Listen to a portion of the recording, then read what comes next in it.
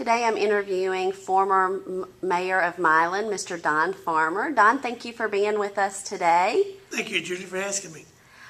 Just tell us how long you've been in the Milan community. I've lived in the Milan community since 1956. My family moved back here, and we were in a small community outside of Milan called Lavinia. And at that point, I became involved in schools and everything out there, and we learned that real early on in my life that I had apparently some leadership qualities that I could help my community, and I did that. I became known as the honorary mayor of the city of Lavinia, and it was kind of funny because it was a thing that carried on forever.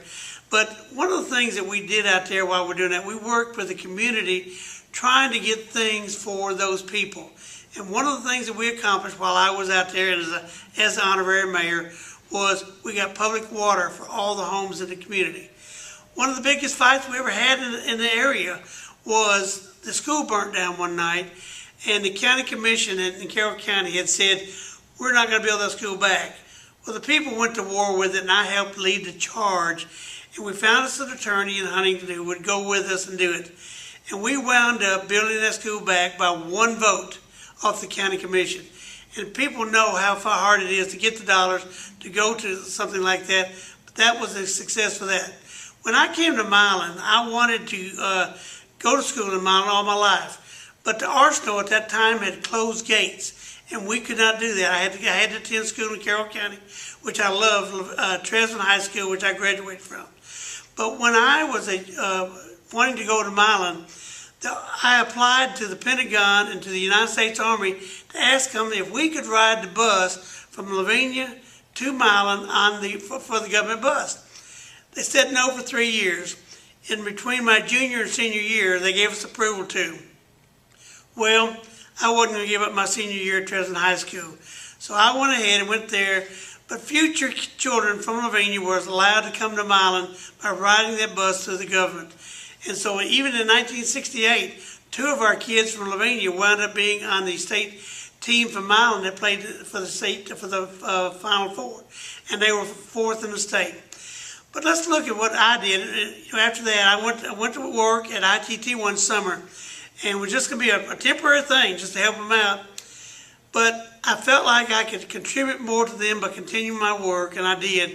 And I stayed there from 1965, and there was 8 people left in the plant when I walked out of the door, because their factory had been moved overseas into Corinth, Mississippi, into North Carolina, and different places. But during my time when I was there, I was allowed to be promoted to a number of places. I started off working at the bottom of the factory and working in the stockroom area and going on to be in management, working in human resources, working as a supervisor, working in production control.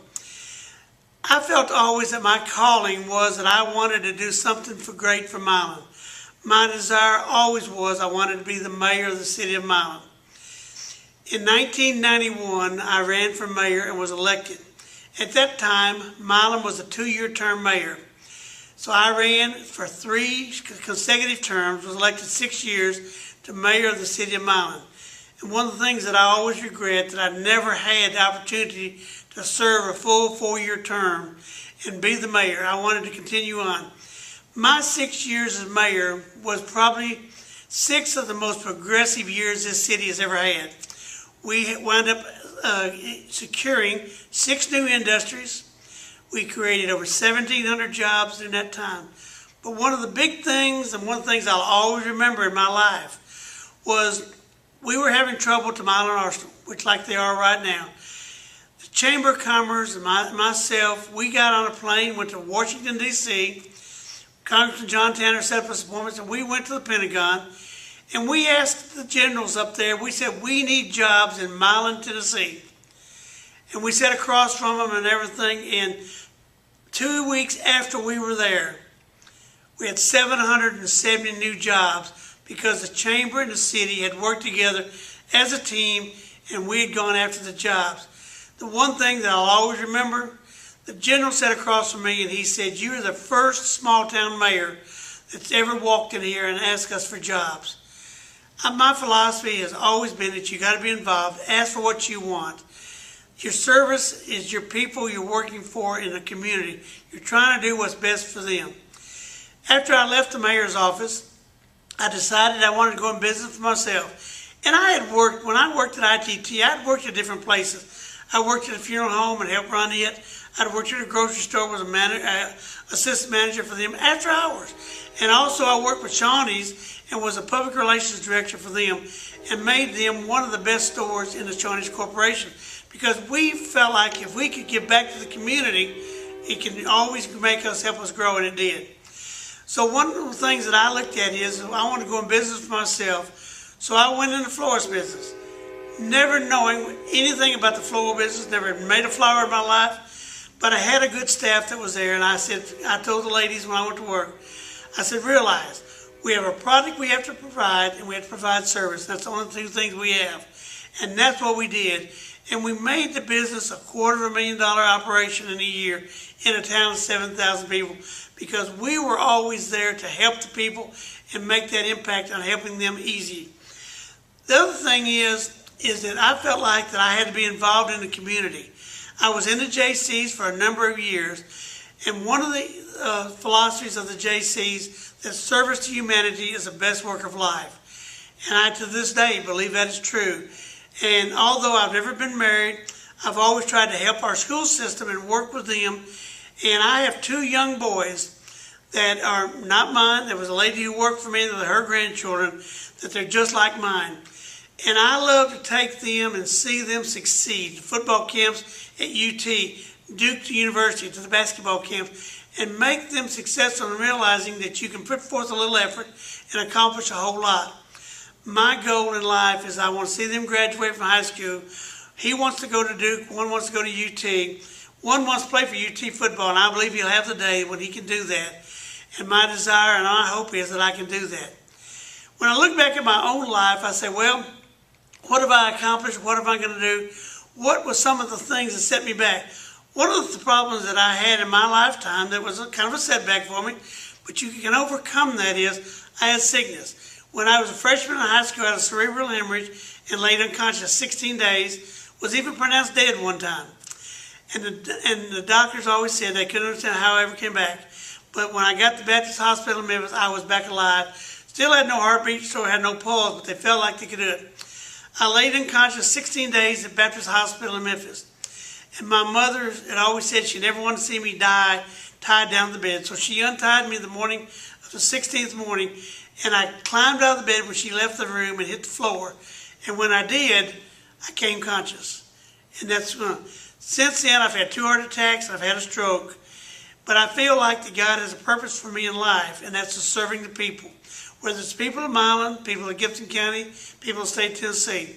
I've always tried to do what I think is best for everyone in working with them. When you look to the future, what do you want to do? Of course, I'd love to come back and be mayor of Milan again, because I feel like I still got some good things in me that I can help do, that I can make Milan a better place, and I can make Gibson County. I want to see our town grow again. I want to see jobs back in here, see businesses come. I want to see our young people be able to come back from, after they graduate from college and school, even high school, come back and open their own businesses and be successful. But it takes people being involved in doing that. So the philosophy I have is service to humanity is the best work of life. Be involved and do the best you can each and every day of your life. Well, those sound like good philosophies of life, Don. What changes have you experienced in our communities in your many years here? The biggest thing I think you see is we've gone from a industrial community to a service community. We have more businesses that are coming in that are service related, but we still have that philosophy that I think our people really want to go back into industrial life, and I'm hoping that we can turn it around and get some industries and put the jobs back to work here. Very good. If you could leave one message to future generations, what would it be? Well, I tell young people every day I deal with them, because I deal with them at the schools. I'm right now sponsoring the Beta Club at the middle school and working with those kids. And I tell them, you can accomplish anything you want to do. Set your goals. Just because maybe you don't make a goal, don't mean you're a failure. Look and see what caused you not to accomplish that goal. Times change. That's just like when doing fundraising. I tell the kids, every project don't work for every time. It may be successful now, but if you try to do it again, it may not be. Always try to do your best. And if you've done your best, then you're successful at it. How do you want to be remembered? I want to be remembered as the mayor of this city who loved everybody, loved the people, put my time in, and I was a 24-hour-a-day, 7-day-a-week mayor because I wanted Milan to succeed. I wanted the people to have things. And people today, even city employees that are here, people that are business people, still calling me, asking me for advice and things because they felt like we were successful in what we did, and what can we do now to turn it around? To end our interview today, will you leave us with one funny story? Well, I guess one of the funniest things that I ever had happen to me was when I was unconscious and I was headed to Memphis. And that was before the interstate system happened. That was in 1961. And that's before the interstate system was in this area, and we were on 2-lane roads. And the funeral homes then still had the ambulance service. So Botkin Funeral Home had me carrying me to Memphis. And they had already called from the Milan Hospital to the Baptist Hospital and told them they were coming in with a patient. It was early in the morning, like we left Milan at 6:30. And when we got to the edge of Shelby County, they met us with 6 patrolmen on motorcycles and put 3 on each side. You know, somebody laughed, said it was just like a presidential caravan coming through. But they led us all the way from the city limits of Shelby County to Baptist Hospital. When we got downtown, because it was rush hour, some car would not get out of the way, and one of the motorcycles hit the car, knocked it out of the way, and we just kept on going. After I was conscious, they were telling me that story, and one of the problems that we had getting down there was not a red light at Union Avenue and the hospital where the hospital crossed. When I got well enough to, I wrote a letter to Mayor Henry Loeb, who was the mayor of Memphis, and I told him our experience and what we'd had and family trying to get across the road and couldn't do it. And I said, you really would look into and putting a red light there. And a month later, he wrote me back and said, he laughed and he said, Mayor Lavinia, your red light is now up in the city of Memphis for us, and people can cross there now. So that was my funny thing is, I was laying there unconscious in the ambulance. The policeman had knocked the car out of the way. My family couldn't get across the street at Union Avenue when we got to the hospital, but the mayor a month later put a red light up there for them. That's a great story.